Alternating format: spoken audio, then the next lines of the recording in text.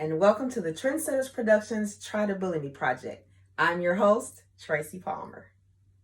Welcome back. It is June 12th, and we are here at Try to Bully Me. So we're going to do a recap really quick on our first episode. So on our first episode, we talked about removing the mask, which basically means removing the mask of acceptance, meaning that you are not what other people call you. You are not what other people think or feel. And we gave you a few things that we wanted you to make sure that you had along the journey. So we want to make sure that you all got your journals and you got you some sticky notes and you have some index cards to do some of the things that we gave you to do. And of course, removing of the mask. But you don't necessarily have to have the mask.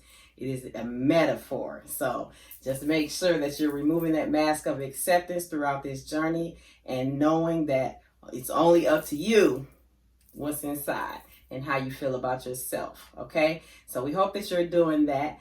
And we have an amazing young lady here with us today, and she is a prime example of all the things that we learned in our first video about removing the mask and what you need to do to not be a victim of your peers and, you know, people at work or wherever you may be, things of that nature. So we want to welcome today Zaria Levette. Welcome, Zaria. Hey.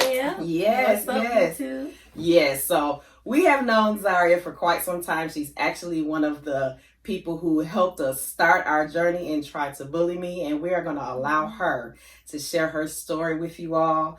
And yeah, so we're ready. What's going on, Zaria? How you been? I'm good. How are you today? I'm good. It's so good to see you. It's been a minute. So Zaria is actually now a college student. Where do you go to school? I do attend Western Michigan University. Western Michigan University. That's awesome. So I know people are gonna want to know, like, how did everything start for you as far as being a victim? You were a victim of bullying. So tell us a little bit about that. Well, I've always been different, and I've always wore different clothing. I didn't really have, as much as the other kids had, and I think that played a factor in getting bullied. I know one day I went to school and I did have, my bracelets up to here, and I feel as though I was a target that day. Some things have been going on with some girls in my grade, and that day I was in the hallway. I was by myself. This probably was one of the first times I was by myself throughout the day, and they circled me and they called me all types of names, and they did a lot. And that actually triggered my first anxiety attack. And that was taking place. I literally was like screaming and yelling in the middle of the hallway, and everyone was laughing because they didn't know how to react to what was going on. And back then I feel like anxiety, things like that weren't really talked about, and we didn't really understand them. Can you tell us what grade you were in when this happened? I was in 7th grade. Wow, 7th grade. So 7th grade is like what age group? I had to be about 12. Okay, so about 12 years old, and it went from that time. And how long? For how long did that start happening? So really until about 10th grade, it started to, let up a little bit as I had, got into a relationship. So It was a little bit easier for me to not to be, like a target anymore. So what did you do from 7th grade to 10th grade? Like, what happened in your life to help you deal with bullying? So I made sure that I started to embrace the things that I wore, the things that I did, instead of, thinking that was something that was maybe something I was just right. You know what I mean? Like them making you feel like being different was a bad thing. Right. So basically you was just like building your confidence. You was like, wait a minute, like I'm okay with what I wear because I like it. And, started walking on the runway and everyone loved me, and that played a so big you were factor. Modeling, yes, right? Okay. Yes, I love modeling. Okay. I love. Because you're beautiful. So like we love that about you. And like so the program that you were in, what's the name of the program? And the program is Trendsetters Productions, Modeling and Editing School. Tell us what Trendsetters Productions did for you. So for me, it built my confidence up.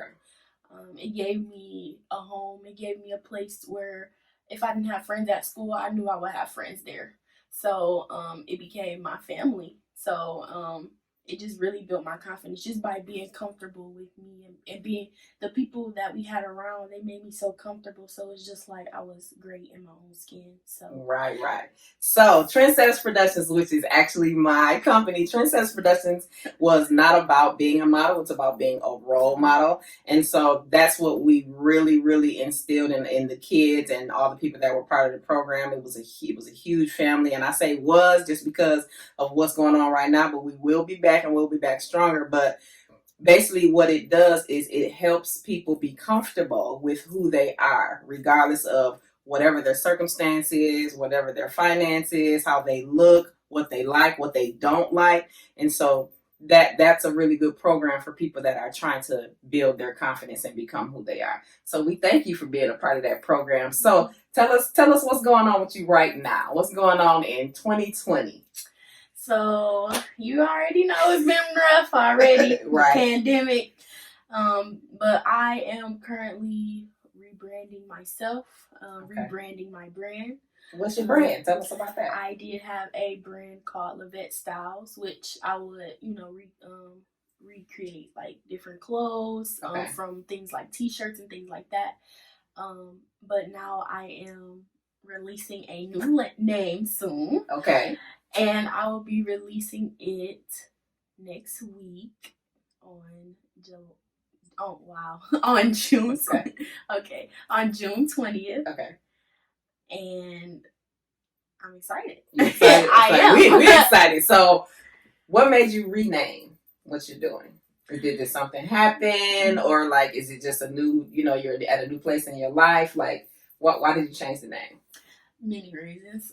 It is because I am in a different stage in my life. Okay. And recently I did lose my goddad, and I felt as though I needed to incorporate his name into my business because I want to live his legacy on. Okay. And yeah. Well, that's amazing. That's amazing. And it's amazing like what we do and like how we grow into becoming who we're going to be, you know what I mean? Life experiences, and it could be bad experiences sometimes.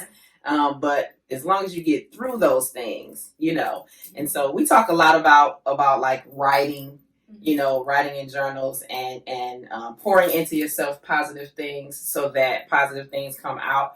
What do you think about that? Like, what do you think about writing in journals, doing like sticky note challenges like we always put out there? Like, did any of that help you? Yes, that's actually my favorite self-care thing to do.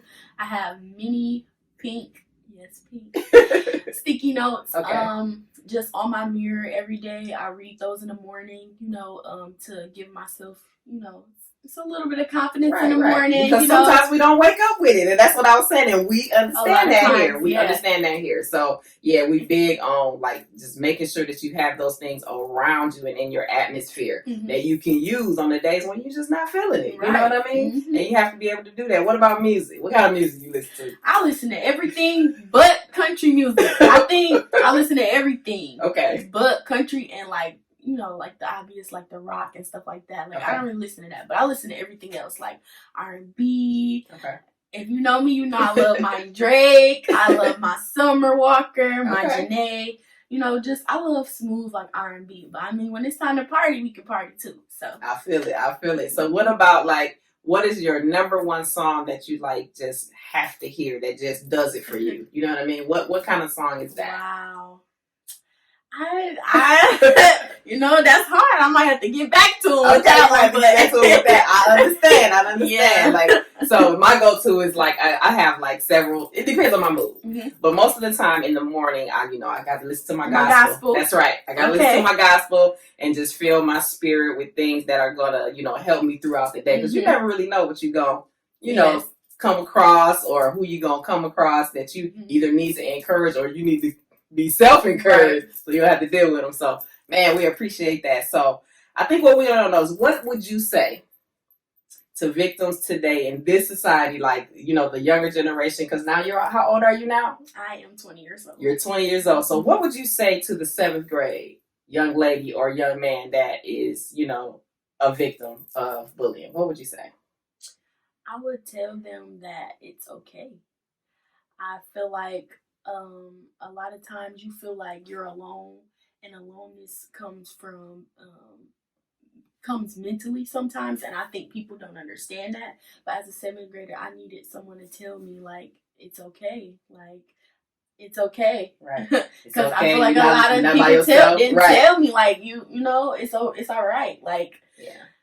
I just feel like that's just one thing that nobody ever, like, I feel like they did say it, but it was out of just, you know, trying to move on from the situation, like trying to ignore the situation. So you want like somebody to actually be there and make you feel like it actually is okay. Like, not it's okay, it's all right. You just, you know, it's just okay, keep it moving. and you're amazing. Like, I wanted somebody to tell me, like, girl, forget them. That's right. Okay, forget them. Because they come to you now and be like, I don't care what you're talking about. That's right, right? Because everybody is beautiful the way they are, you know what I mean? And being different is actually a blessing. Mm-hmm. Being an individual is what we hope for. You know what I mean? When you come into this world, you come into this world alone, and you're uniquely you, and that's how you need to stay. Mm-hmm. So how can people, you know, that see this video and they're inspired by your story, inspired by your beauty, they want to know, like, what's coming up for Zaria, how do they reach you?